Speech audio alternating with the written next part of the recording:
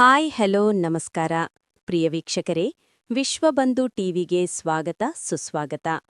ಬಾಗಲಕೋಟೆ ಜಿಲ್ಲೆ ಜಮಖಂಡಿ ತಾಲೂಕಿನ ಜಂಬಗಿ ಬಿಕೆ ಗ್ರಾಮದಲ್ಲಿ ದಿನಾಂಕ 21-2-2026 ಶನಿವಾರ ಸಾಯಂಕಾಲ ಸುಮಾರು 5 ಗಂಟೆಗೆ ಹಿಂದೂ ಸಂಗಮ ಸಮಾವೇಶ ಸಮಾರಂಭವು ಅತಿ ವಿಜೃಂಭಣೆಯಿಂದ ಕುಂಭಮೇಳಗಳೊಂದಿಗೆ ಕಾರ್ಯಕ್ರಮ ಪ್ರಾರಂಭವಾಯಿತು.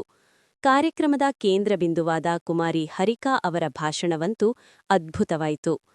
ಈ ಕಾರ್ಯಕ್ರಮದಲ್ಲಿ ಹಲವಾರು ಹಿಂದೂಪರ ಸಂಘಟನೆಗಳು ಮತ್ತು ಮುಖಂಡರುಗಳು, ಊರಿನ ಗಣ್ಯಮಾನ್ಯರು, ಮಹಿಳೆಯರು, ಹೆಣ್ಣು ಮಕ್ಕಳು ಮತ್ತು ಯುವಕರು ಭಾಗಿಯಾಗಿ ಕಾರ್ಯಕ್ರಮ ಯಶಸ್ವಿಗೊಳಿಸಿದರು. ವರದಿ ಮಹದೇವ ಕಾಂಬಳೆ, ವಿಶ್ವಬಂಧು ಟಿವಿ, ಜಮಖಂಡಿ.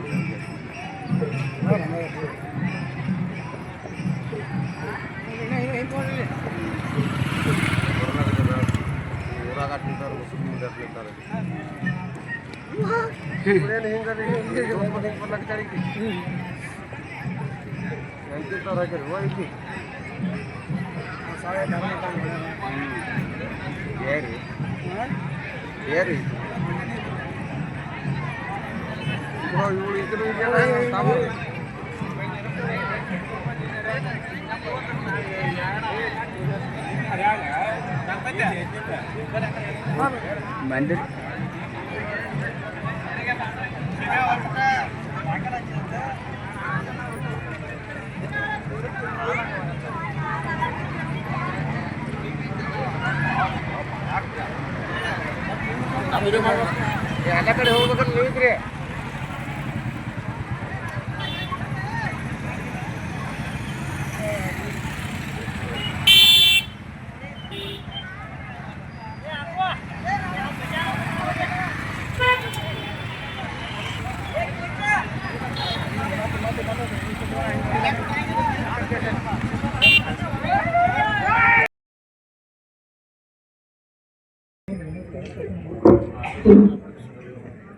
जननीं शारदां देवीं रामकृष्णं जगद्गुरुं पादपद्मे तयोः श्रुत्वा प्रणमाम्यरुमुहुः रत्नाकराधौतपदां हिमालयकिरीटिनीं ब्रह्मराजस्य रत्नाढ्यं वन्दे भारतमातರಂ.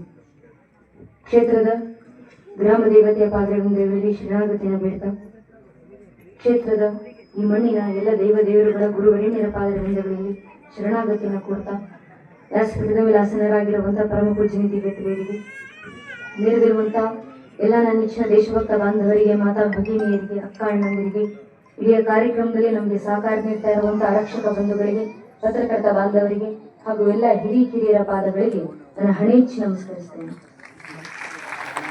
ನನ್ನ ನೆಚ್ಚಿನ ಬಂಧುಗಳೇ, ಕಾರ್ಯಕ್ರಮ ಬಂದಾಗ ಬಹಳ ಸಂತೋಷ ಆಯಿತು. ನಿರಂತರವಾಗಿ ಹಿಂದೂ ಸಮಾವೇಶವನ್ನ, ಹಿಂದೂ ಸಮ್ಮೇಳನವನ್ನ ದೇಶದ ಲಕ್ಷಾಂತರ ಭಾಗಗಳಲ್ಲಿ ಸಂಘ ಸಂಘಟನೆಯ ಕಾರ್ಯಕ್ರಮಗಳು ಆಯೋಜಿಸ್ತಾ ಬಂದಿದ್ದೀವಿ. ಆದ್ರೆ ನಿರಂತರವಾಗಿ ಹಿಂದೂ ಸಂಗಮದ ಕಾರ್ಯಕ್ರಮಗಳು ನಡೀತಿದ್ದಾವೆ. ನಾವೆಲ್ಲರ ಹೆಗಲ ಮೇಲೆ ಒಂದೊಂದು ಕೇಸರಿ ಶಾಲುಗಳನ್ನು ಧರಿಸಿ ಬಂದಿದ್ದೀವಿ. ನಮ್ಮ ಹಣೆ ಮೇಲೆ ಕೇಸರಿ ತಿಲಕ ಭಂಡಾರಗಳು ವಿಜೃಂಭಿಸುತ್ತಿದ್ದಾವೆ. ನಾವು ರಾಮರಿಗೆ ಜಯಘೋಷಗಳನ್ನು ಹಾಕ್ತಾ ಬಂದಿದ್ದೀವಿ, ಶೋಭಾಯಾತ್ರೆ ಮುಗಿಸಿ ಬಂದಿದ್ದೀವಿ. ಅಂದ್ರೆ ಇದು ಯಾವುದೂ ಸಾಮಾನ್ಯವಾದ ವಿಚಾರ ಅಲ್ಲ. ಕಾರಣ, ಒಂದು ಕಾಲದಲ್ಲಿ ನಮ್ಮ ಇದೇ ಪರಂಪರೆಯನ್ನು ನಾಶ ಮಾಡಬೇಕು, ನಮ್ಮ ದೇವಸ್ಥಾನಗಳನ್ನು ಮಣ್ಣಲ್ಲಿ ಮಣ್ಣಾಗಿಸಬೇಕು, ನಮ್ಮ ಸನಾತನ ಸಂತ ಪರಂಪರೆಯನ್ನು ನಾಶ ಮಾಡಬೇಕಂತ ನಮ್ಮ ಮೇಲಾದ ದಾಳಿ 1-2 ಅಲ್ಲ, 1,000ಕ್ಕೂ ಹೆಚ್ಚು ವರ್ಷ ನಿರಂತರ ನಮ್ಮ ಮೇಲೆ ದಾಳಿಯಾಗಿದೆ. ಇಷ್ಟು ವರ್ಷ ದಾಳಿ ಏನು ಮಹಾ ಏಕಲಾ ವಿದ್ಯಾಲಯ ಮೂವ್ಮೆಂಟ್ ಸ್ಥಾಪನೆ ಮಾಡಿದ RSS, ರಾಷ್ಟ್ರೀಯ ಸೇವಿಕಾ ಸಮಿತಿಯನ್ನು ಸ್ಥಾಪನೆ ಮಾಡಿದ RSS, ಭಾರತೀಯ ಮಜ್ದೂರ್ ಸಂಘವನ್ನು ಸ್ಥಾಪನೆ ಮಾಡಿದ RSS, ಭಾರತೀಯ ಕುಷ್ಠ ನಿವಾರಣಾ ಸಂಘವನ್ನು ಸ್ಥಾಪನೆ ಮಾಡಿದ್ದು RSS, ಅಖಿಲ ಭಾರತೀಯ ಇತಿಹಾಸ ಸಂಕಲನ ಯೋಜನೆಯನ್ನು ಸ್ಥಾಪನೆ ಮಾಡಿದ್ದು RSS, ಗೋವಿಜ್ಞಾನ ಅನುಷ್ಠಾನ ಕೇಂದ್ರವನ್ನು ಸ್ಥಾಪನೆ ಮಾಡಿದ್ದು RSS, ಸ್ವಾಮಿ ವಿವೇಕಾನಂದ ಅನುಷ್ಠಾನ ಸಂಸ್ಥಾನವನ್ನು ಸ್ಥಾಪನೆ ಮಾಡಿದ್ದು RSS, ವಿಶ್ವ ಹಿಂದೂ ಪರಿಷತ್ತನ್ನು ಸ್ಥಾಪನೆ ಮಾಡಿದ್ದು RSS, ಭಜನ್ಗಳನ್ನು ಸ್ಥಾಪನೆ ಮಾಡಿದ್ದು RSS, ಅಖಿಲ ಭಾರತೀಯ ವಿದ್ಯಾರ್ಥಿ ಪರಿಷತ್ತಿನ ನಿರ್ಮಾಣಕ್ಕೆ ಕಾರಣವಾದಂತದ್ದು RSS, ಸಂಸ್ಕೃತ ಭಾರತಿಯನ್ನು ಸ್ಥಾಪನೆ ಮಾಡಿದ್ದು RSS, ಸಂಸ್ಕಾರ ಭಾರತಿಯನ್ನು ಸ್ಥಾಪನೆ ಮಾಡಿದ್ದು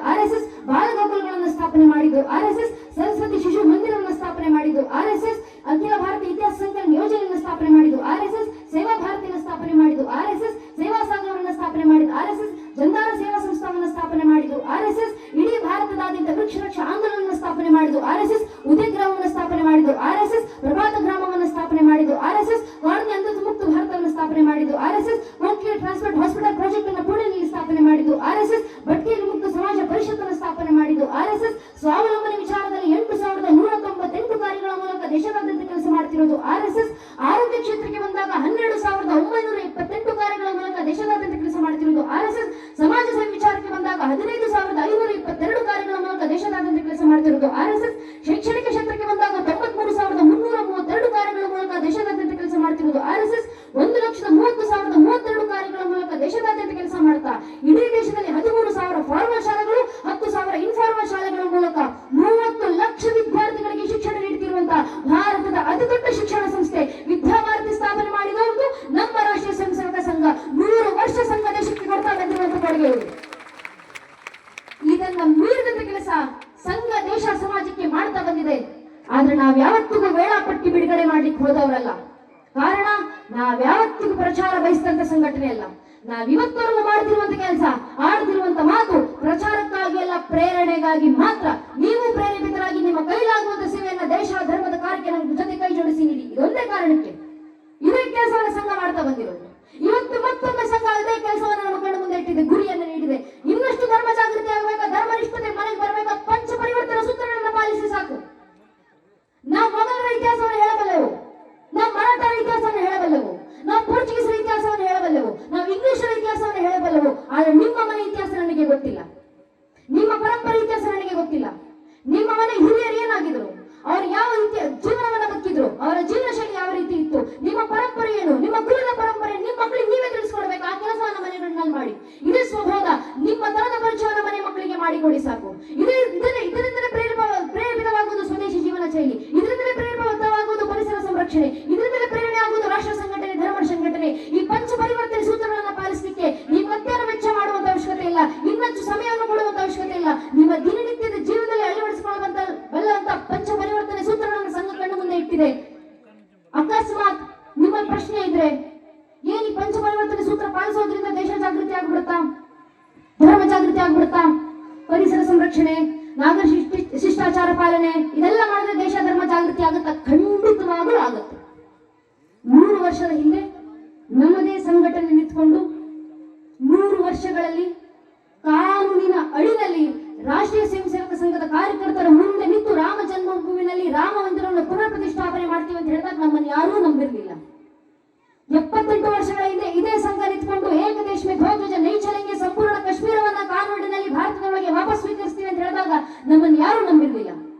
100 ವರ್ಷಗಳ ಹಿಂದೆ ಮನೆಗಳಿಗೆ ಧರ್ಮ ಜಾಗೃತಿ ನಾವು ತಲುಪಿಸ್ತೀವಿ ಅಂತ ಹೇಳಿದಾಗ ನಮ್ಮನ್ನು ಯಾರು ನಂಬಿರಲಿಲ್ಲ. ಆದ್ರೆ 100 ವರ್ಷಗಳಲ್ಲಿ ಸಂಘ ಕೊಟ್ಟಂತ ಅಷ್ಟು ಗುರಿಗಳನ್ನ ಸಂಘ ಇವತ್ತು ಸಾಧಿಸಿ ನಿಂತಿದೆ. 100 ವರ್ಷದಲ್ಲಿ ನಾವು ತೋರಿದಂತ ಮಾರ್ಗದಲ್ಲಿ ನಾವು ನಡೆದು ನಿಂತಿದ್ದೀವಿ. ಆ ಕೆಲಸಗಳು ಸಾಕಾರವಾಗಿದೆ. ಯಾಕೆ ಅಂದ್ರೆ ನಾವು ಯಾವತ್ತಿದ್ರೂ 100 ವರ್ಷ ಮುಂಚಿತವಾಗಿ ಆಲೋಚನೆ ಮಾಡಿ ನಡೆಯುವಂತ ಸಮಾಜ ನಮ್ಮದು. ಇದು ನಾನು ಹೇಳ್ತಿರುವಂತ ಮಾತಲ್ಲ, ಬಂಚ್ ಆಫ್ ಥಾಟ್ಸ್ ಎಂಬ ಕೃತಿನಲ್ಲಿ ಗೋಲ್ವಾಲ್ಕರ್ಜಿ ಅರ್ಥಾತ್ ಗುರೂಜಿ ಅವರಿಗೆ ಕೂತು ಬರೆದಿರುವಂತ ಮಾತು. 100 ವರ್ಷಗಳ ನಂತರ ದೇಶಕ್ಕೆ ಯಾವ ಗುರಿ ಬೇಕೋ ಆ ಗುರಿಯನ್ನ ಸಾಧಿಸಲಿಕ್ಕೆ ಈಗಾಗಲೇ ಸಂಘಟನೆ ಮಾರ್ಗದರ್ಶನವನ್ನು ಹಾಕಿಕೊಟ್ಟಿದೆ. ಆ ಮಾರ್ಗದಲ್ಲಿ ಸಾಗಿ ನೋಡಿ ಸಾಕು, ದೇಶಭಕ್ತಿ ಪಾಲನೆ ಮಾಡಿ ಸಾಕು, ದೇಶ ನಿಷ್ಠತೆಯನ್ನು ಧರಿಸಿ ನಡೀಲಿ ಸಾಕು. ಇದು ಸಂಘ ಹೇಳಿದಂತ ಮಾತು. ಈ ಮಾರ್ಗದಲ್ಲಿ ನಡೆಯೋಣ, ದೇಶ ಧರ್ಮದ ಕಾರ್ಯ ತನ್ನಿಂದ ತಾನೇ ಸಾಕಾರಗೊಳ್ಳುತ್ತೆ. ಆ ಸಾಕಾರಗೊಳ್ಳಲಿಕ್ಕೆ ನಮಗಿರೋದು ಒಂದೇ ಒಂದು ಮಾರ್ಗ, ಅದು ಪರಶುರಾಮರು ಕೊಟ್ಟಂತ ಮಾರ್ಗ. ಅಗ್ರಸ್ಥೋ ಚತುರೋ ವೇದ ಪೃಷ್ಠತಃ ಶಿಶಿರಂ ಧನು ಇದಂ ಬ್ರಾಹ್ಮಮಿದಂ ಕ್ಷಾತ್ರಂ ಶಾಪಾದಪಿ ಶರಾದಪಿ. ಮಸ್ತಕದಲ್ಲಿ ಚತುರ್ವೇದಗಳ ಜ್ಞಾನಗಳು ತುಂಬಿದ್ದಾವೆ, ಬೆನ್ನಿನಲ್ಲಿ ಬಾಣಗಳ ಬತ್ತಳಿಕೆಗಳು ತುಂಬಿದ್ದಾವೆ. ವೈಚಾರಿಕವಾಗಿ ಯುದ್ಧ ಮಾಡ್ಲಿಕ್ಕೆ ಬರ್ತೀರಾ ಬನ್ನಿ, ಬ್ರಹ್ಮ ತೇಜಸ್ಸಿನಿಂದ ಎದುರಿಸ್ತೀವಿ. ನೇರ ನಿಂತು ಯುದ್ಧ ಮಾಡ್ಲಿಕ್ಕೆ ಬರ್ತೀರಾ ಬನ್ನಿ, ಕ್ಷಾತ್ರ ತೇಜಸ್ಸಿನಿಂದ ಎದುರಿಸ್ತೀವಿ. ಶಾಪಾದಪಿ ಶರಾದಪಿ. ಯಾವ ರೀತಿ ಬಂದ್ರು ರಾಷ್ಟ್ರ ಪರಂಪರೆ ಉಳಿವಿಗೆ ನಾವು ಸಿದ್ಧಾಂತ ಪರಶುರಾಮರು ಹಾಕಿಕೊಟ್ಟಂತ ಮಾರ್ಗದರ್ಶನ ಇವತ್ತು ಮನೆಗಳ ಜೀವಂತವಾಗಿ ತರೋಣ ಸಾಕು. ಆ ಮಾರ್ಗಕ್ಕಿರೋದು ಒಂದೇ ಮಾರ್ಗ, ಧರ್ಮ ಜಾಗೃತಿ ಮಾರ್ಗ. ಮತ್ತು ನಮ್ಮ ಪುಣ್ಯ ಪರಶುರಾಮರು ಕೊಟ್ಟಂತ ಮಾರ್ಗ ಇವತ್ತು ಜೀವಂತ ಸಾಕ್ಷಿ ಆಗ್ತಿದೆ. ಕೆಲವು ಸಮಯದ ಹಿಂದೆ ಕಾಶ್ಮೀರದ ಪೆಹಲ್ಗಾಮ್ನಲ್ಲಿ ಅಮಾಯಕ ಹಿಂದೂಗಳ ನರಮೇಧಗಳಾದವು. ಅಮಾಯಕ ಹಿಂದೂಗಳು. ಪಾಕಿಸ್ತಾನ ಚೆನ್ನಾಗಿ ಗೊತ್ತಿತ್ತು. ಉರಿ ಸೆಕ್ಟರ್ ಮೇಲೆ ದಾಳಿ ಆದಾಗ ಭಾರತ ನಮ್ಮ ಮೇಲೆ ಸರ್ಜಿಕಲ್ ಸ್ಟ್ರೈಕ್ ಮಾಡಿದೆ. ಪುಲ್ವಾಮಾದ ದಾಳಿ ಆದಾಗ ಭಾರತ ನಮ್ಮ ಮೇಲೆ ಏರ್ ಸ್ಟ್ರೈಕ್ ಮಾಡಿದೆ. ಇವತ್ತು ಕಾಶ್ಮೀರದ ಪೆಹಲ್ಗಾಮ್ನಲ್ಲಿ ದಾಳಿ ಆಗಿದೆ. ಭಾರತ ಮತ್ತೆ ನಮ್ಮ ವಿರುದ್ಧ ಯುದ್ಧಕ್ಕೆ ನಿಲ್ಲುತ್ತೆ. ಪಾಕಿಸ್ತಾನ ಚೆನ್ನಾಗಿ ಗೊತ್ತಿತ್ತು. ಆದ್ರಿಂದಲೇ ಪಾಕಿಸ್ತಾನ ಯುದ್ಧಕ್ಕೂ ಸಜ್ಜಾಗಿ ಬಂತು. ಭಾರತದ ಸೈನಿಕರು ರಣಾಂಗಣಕ್ಕೆ ಇಳಿದ್ರು. ಇಳಿದವರು ಯಾರು? ತಾಯಿಯ